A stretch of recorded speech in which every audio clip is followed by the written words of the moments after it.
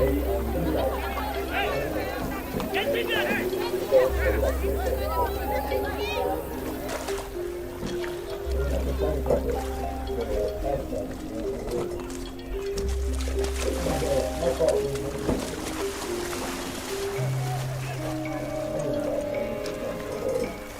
gonna take you like 4 years, man.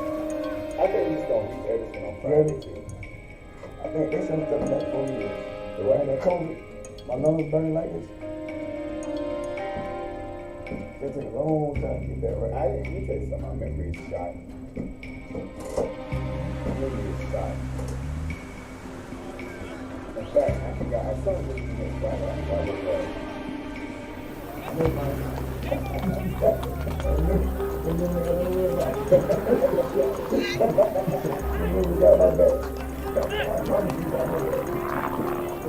Oiga, estamos pasando súper mal, la familia le manda plata a nosotros y nosotros no podemos comer, tenemos niños y sin pañales, mira, ahora tengo que cruzar al lado mexicano con la plata mojada para poder ir a comprar algo para el niño y no tenemos nada ya, no podemos comer. Necesito ayuda con lo que está pasando con nosotros allá, porque tiene muchísimos niños, está llevando solamente los solteros y los niños que ha votado. Imagínate, en toda la institución siempre tiene posibilidad los niños y la mujer embarazada. Le deja a la mujer embarazada aparte y los niños están botados en el suelo. Imagínate, amigo, tengo que ir a comprar comida a los niños.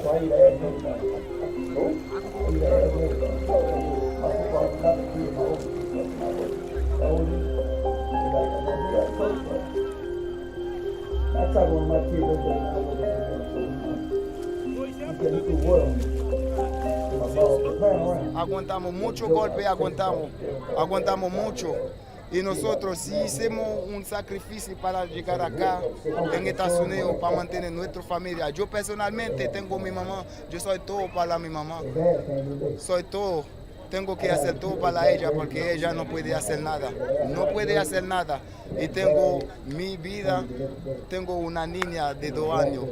Tengo una señora y nosotros tenemos que comer porque somos humanos, no porque queremos, nadie no quiere dejar su país para ir a vivir en otro país, nadie no quiere hacerlo, no porque, bueno, levantamos un día, vamos por los Estados Unidos, no por eso que llegamos aquí para una vida mejor.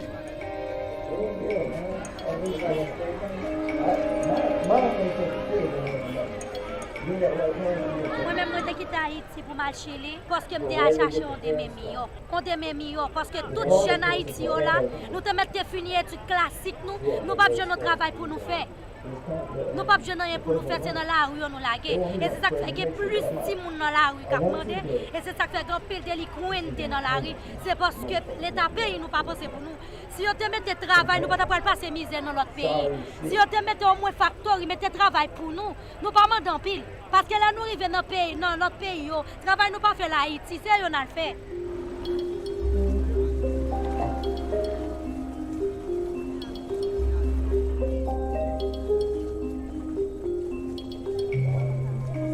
We in DHS are securing additional transportation to accelerate the pace and increase the capacity of removal flights to Haiti and other destinations in the Western Hemisphere. We are communicating, as we have now for months, loudly and clearly, that irregular migration, the perilous journey, is not the journey to take.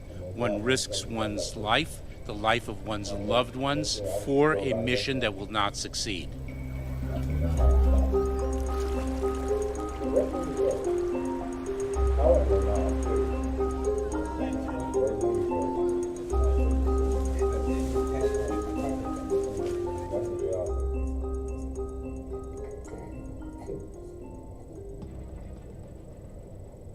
Hey everyone, so we are back. We're back for today. Today is Wednesday, James, the 22nd. The 22nd, and we are, listen, I am, man, I don't know how to put it. Like, I know it's disturbed, pissed, upset. I'm sorry, I didn't say it like that, but I mean, it's disheartening, man. It's disgraceful. it's shameful. I can think of a bunch of adjectives to throw up in there, but it's disheartening, man, really, to see that the more this country, the more we change in life and grow older, the more these things start to seem to be the same. Like things just aren't changing in that particular arena.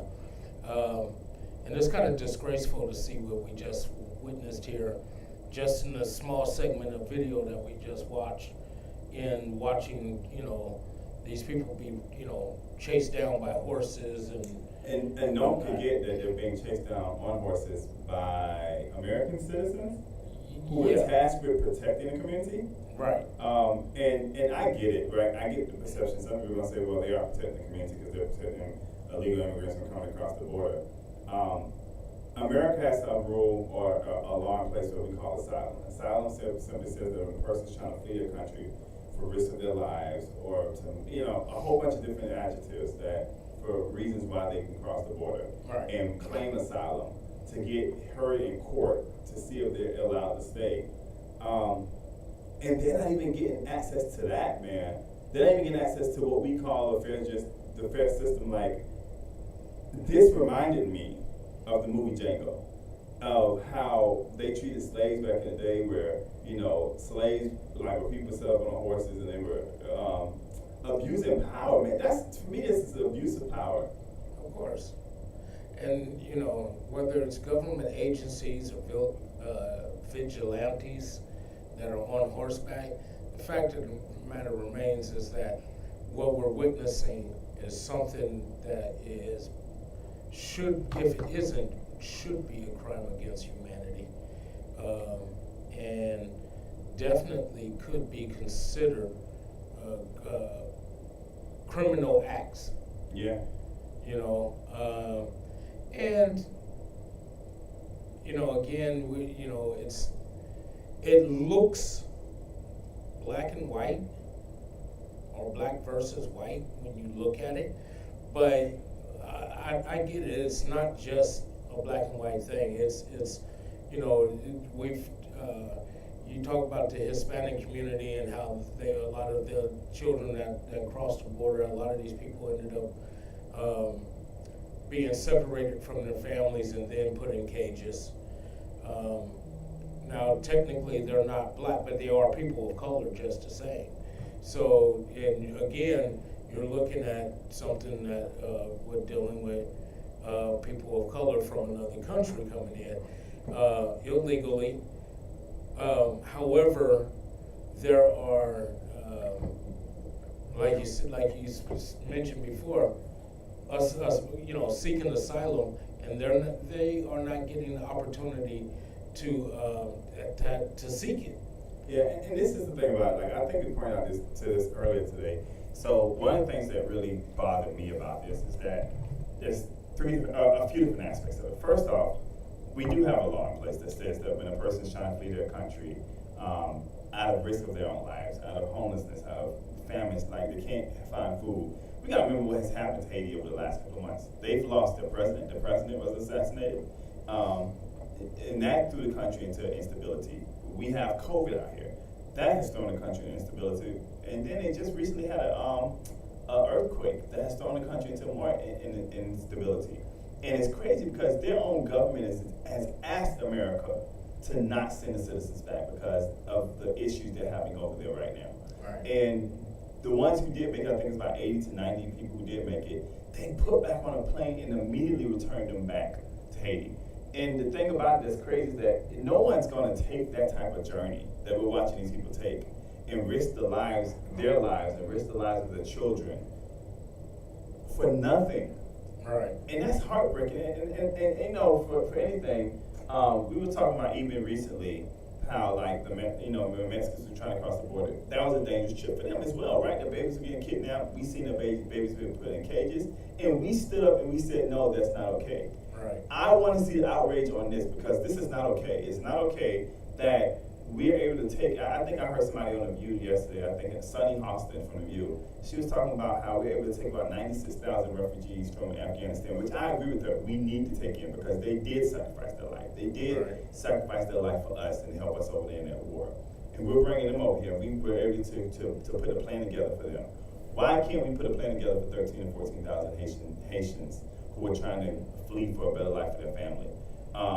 What separates them from anybody else? Like, why is it that they're not getting the same privileges and rights that anybody else is given? And the reality is, America, we say that we're a nation of immigrants, right?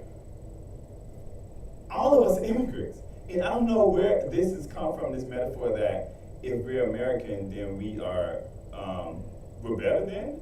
And anybody else, I don't know. This, for me, like, you can't look at this picture. Like, look at this picture. This is a person walking across water. I mean, and who knows what's in that water? There could be snakes in that water. There could be anything in that water. There could be anything in that water, right? And they're willing to put their life at risk with their child. Why? Because they can't go back to where they're coming from. And even people, some people say, well, how do you know they're not going to bring COVID into the country? First off, we have a whole bunch of people in this country who don't even want to take the vaccine. Right, so let's not go there. Let's not go there, right? And then we're sitting up here throwing away vaccines. So if we're throwing away vaccines, why can't we go to the border and vaccinate them before they realize them come here? Why can't we set up a camp where they can go and get their fair day in court to apply for asylum? These are asylum seekers. Look, these are people. At the end of the day, I don't care whether they're white, they're black, they're Hispanic, they're Asian, they're from Europe, they're from Russia. That's a human being. Yes, at the end of the day. And then, and I'm all for justice and doing things the right legal way.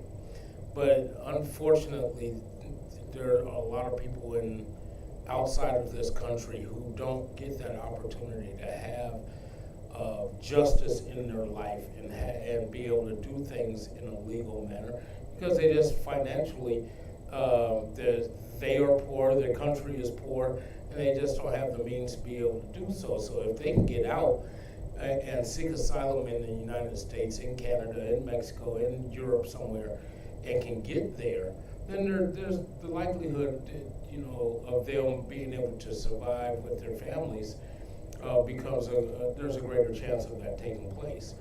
But we here in the States have the idea that some Americans feel as if we can pick and choose who is allowed in this country when their forefathers, some of their forefathers had to sneak into the country, if you will. Right. And they didn't do it in a legal manner. You know what I'm saying? Go back. If it's like, so my family is Bahamian by background, right? It goes back to my great-grandmother's mother, who was from the Bahamas, right? My great-grandfather was Scottish, white as snow, red hair, white as snow, red mustache, everything, right? He met my great-mother's mom, who was black as black, and from the Bahamas. Both of them were immigrants. You know what I'm saying? I come to America on the background of immigrants. Right. And the reality is that, like, if it had not been for the sacrifice they made in the route in which they took, I wouldn't be considered an American citizen today. Right. But we're supposed to be the land of opportunity. We're supposed to be a place where people can be able to dream of a better life for them and their families. But and Brian can bring us some of those pictures, like, how does me crossing the border to try to bring better life to my family, and this picture right here, somebody sitting on a horse and running me down on a horse, how does that make me feel like this is the country that stands for something better for my family? Right. And I can only imagine that the individuals who were being chased down by men on horses are looking at that going, this is not what I expected. I could, which is the lesser of two evils, staying at home or dealing with this, and this right here, when you look at the images, that image, and you look at the faces of the men who are on horseback, it's very reminiscent of what you saw those, dare I say, slave catchers, if you will. That's the image that is generated in my mind. You know what I'm saying? Not that these people were slaves, but it's very reminiscent when you look at those pictures. Told you, Django. Then, movie Django. Yes, sir. And looking at that right there, you know, we only talk a couple hundred years difference, I mean, but the image is still there. And this is the thing, from a Christian standpoint, right? I get the aspect of doing your job, right? Yeah. If your job says you have to do this, but there has to be a fine line between what my job asked me to do and the values in which I was raised upon. I mean, there are things that I have been asked to do in my jobs before, but I completely said, no, I cannot do because that just doesn't fit the values in which I was raised to do, right? Right. And there's some stupid things I've done in my life that didn't fit my values, but it was a choice I decided to make. I made that choice for myself. Right. I just, you know, and what tears me up is that, you know, the current administration got in the place they're in, got in the White House, got the House, got the Congress, got the U.S. Senate on the backs of people that look like this, black people. Help save Joe Biden's campaign, let's be honest, in South Carolina. You know what I'm saying? Save his campaign. And for for the response to be back to us like, oh, we're looking at it. Or to have the Secretary of Homeland Security go down to that same board and say, hey, you can take the trip if you want to, but if you take the trip, and I think it was in the last part of the video, and you risk your own life, if you make it, we're going to deport you back. When their government of their country is asking us like, hey, these are our citizens, we understand, we can't do anything to help them right now, and we need you to keep them. I mean, what kind of country are we? Like, what have we come to? I mean, I wake up more flabbergasted every day. And as a black person in America, you would think that with everything that has happened, man, recently with Trayvon Martin, let's go back to Trayvon Martin, and even prior to them, right? But these are names we know of recently: Trayvon Martin, Breonna Taylor, George Floyd, so many people, right? Where we've seen this and we've been out in the streets marching about this, and we've been out in the streets protesting this. Like, I hope that America doesn't think that just because it's not American citizens that our voice doesn't matter. Yeah. Like, that we're not gonna. Listen, we are. For those who are watching right now, for those who watch this video later, we go to our website, www.blackpush.org. We're starting a petition right now that we're going to send to the Congress, basically saying like, this is not okay. Acceptable. And we're going to try to raise money for these refugees to try to help get them food, clothing, whatever we can do. Hire attorneys if we need to. Yeah. This is crazy. We have to do something. We can't sit silent on this because this is crazy. Yeah, it doesn't make any sense. And, you know, maybe, just maybe, this is what making America great looks like in today's society when you hear that phrase. It's sad, but perhaps maybe the truth. And I hope, and you know me, I'm very optimistic, right? I tend to try to think that there's more to us as a nation. But, you know, one of the things that I'm really adamant about is that, as people know, like, Black Push is real religious organization. We do believe in God, and nothing about that is going to change. I remember somebody asked Jesus, she said, you know, what's the greatest commandment of them all? Jesus said, of course, you should love thy God with all thy heart. But the second of these, he says, is love thy neighbor. What? That's thyself, right? I couldn't see this happening to my brother, my sister. To you, I couldn't see this happening. As much as me and Disco argue, I could see them doing this to Disco without being upset about it. You know what I'm saying? Right. And this is the thing that irks me is that, you know, I try to ask myself what makes them so different. Because down in South Florida, where I'm from, there's actually a policy that says that if a Cuban touches ground or touches land, they're allowed to stay in America. If a Haitian touches land, they will literally get them right off the beach, and just come online, take them right off the beach, directly from there back to the airport, not to the airport, to the immigration center, but on a plane back to Haiti, right? What makes them so different? Cuba, and I mentioned this earlier, Cuba is in a lot better of a situation than Haiti is, right? Yeah. I mean, when I was in St. Lucia, Cuban doctors come from Cuba to St. Lucia to help St. Lucia as far as the eye doctor portion of it. Right. And if they can't visit them, they actually fly them from St. Lucia. Cuba does this on their own wallet. Fly them from St. Lucia to Cuba to give them surgery if they need it. Haiti can't do that. They don't have the finances for that. They don't have the the government that's structured for that. Like, I don't know what it's going to take for America to realize that we're tired. And I think that we as a community, and I'm not just saying the black community, I'm talking about as a community of people, Americans, we all should be able to stand up and say, enough is enough. I mean, we need to deal with immigration. We need to deal with the dreamers that are here, that have been, who have been born and raised here. We need to deal with them. We need to figure out a way to make sure that this is, and we have people, and the Haitian culture, I know for a fact, man, I've been around Haitians all my life. They come here, they work hard.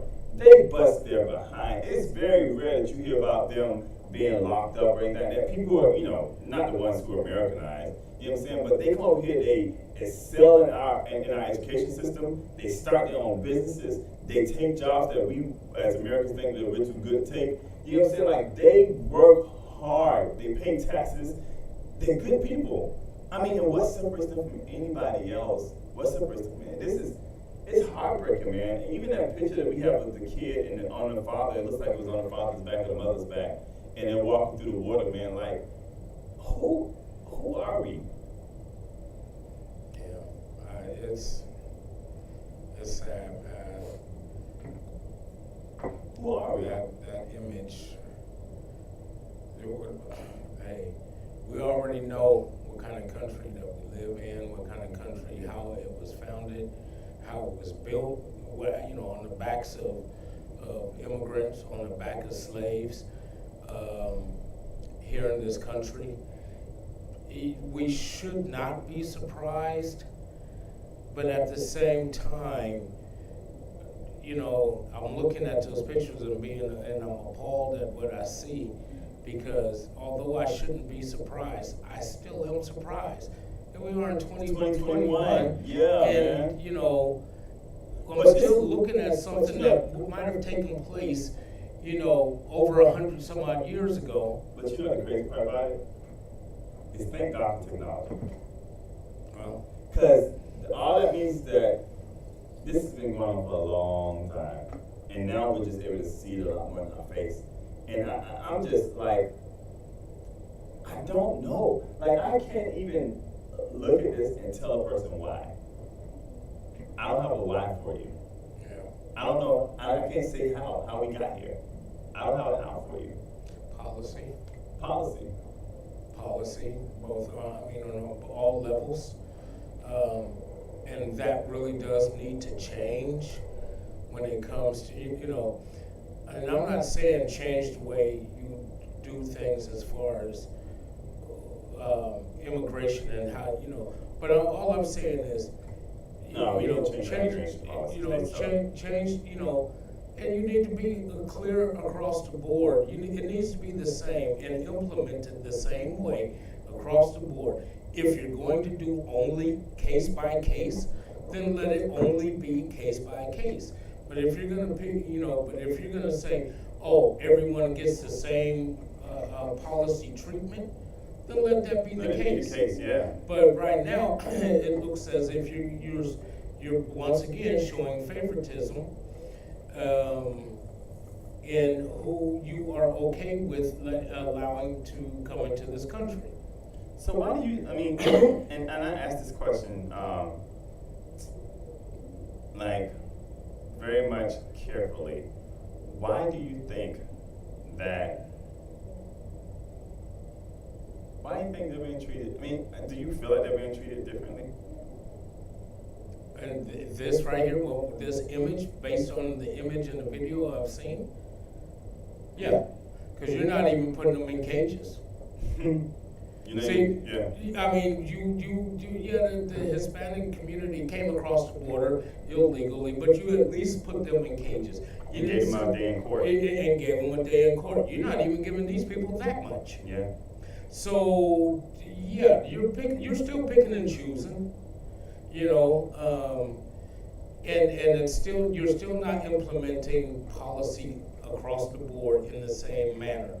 And that is very noticeable. This is not just a nationwide image that is being seen. This is being seen worldwide. And once again, America is on the hook.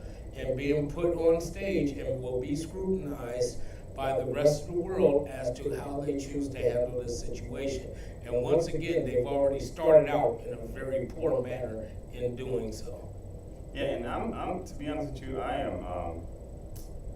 I'm over it. I'm over it, and I'm not going to sit back and say that this is okay. It's not okay. We're going to Black Push, Newbie Corp. We're going to stand with them. And I hope that we can get other people to stand on board with us. And just like, don't be silent about it. This is not nothing to be silent about. You know what I'm saying? Like, well, your silence indicates to the rest of the world that you're okay with it. Okay with it. You know, there's a guy by the name of Dr. Vernon Jones, and he was the pastor. I think the name of the church was, I forgot the name of the church was in Alabama, Mississippi.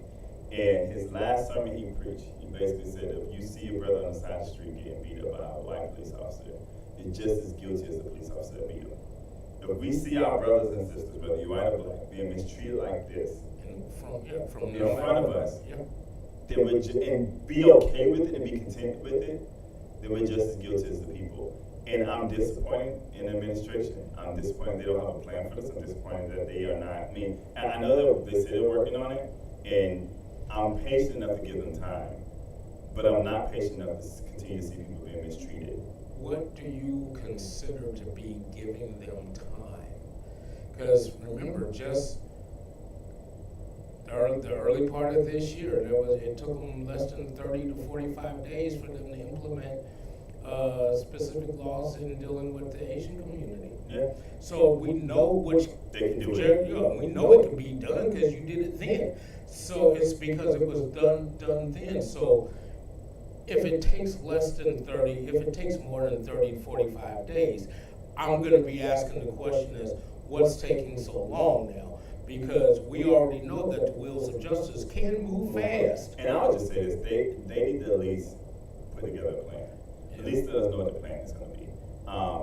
We should not be sending all these people back. We probably shouldn't be sending none of them back. These are not criminals. These are not people who are trying to legally come over here. They're not trying to smuggle drugs over here. They're running and they're fleeing for their life. And we as a nation, we got to get better. I mean, it's not enough to just kind of say, hey, and don't get me wrong, I'm not advocating saying, hey, we got to take in every country. America can't be the world's country, right? We're America. We have our population is only so big, and we can only do so much. But we have to be equal in the way we disperse justice, and we have to be equal in the way that we dispense mercy unto people. And it has to be even. It shouldn't be based on your skin complexion or where you come from. It should be based upon just the human rights aspect. That's right. I agree. So, I mean, we want to challenge people. If you're out there today, please go to our website, www.blackpush.org. We have a petition online that you can go ahead and sign, and we're going to be sending it to Congress and to the White House. We're trying to get 100,000 signatures at least.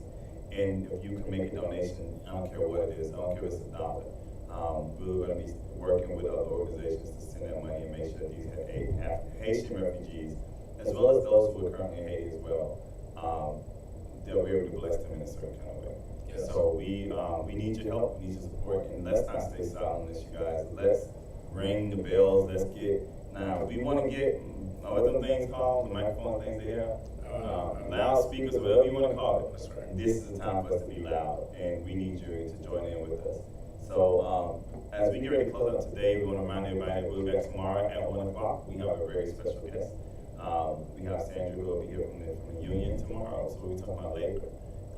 And we just want to continue to pray for those in Haiti, continue to pray for those who are on the border, continue to pray for those who are trying to find a better life for themselves. Because it's a reminder for me that sometimes as bad as we think we have it, this is really a reminder that there's people out there who live it way worse than us. And we gotta be so grateful for the little things God gives us, you know what I'm saying? The little things, because at the end of the day, I don't know how it feels to have to flee from one country to the next and to try to protect my babies. They do, and that's the heartbreaking part about it.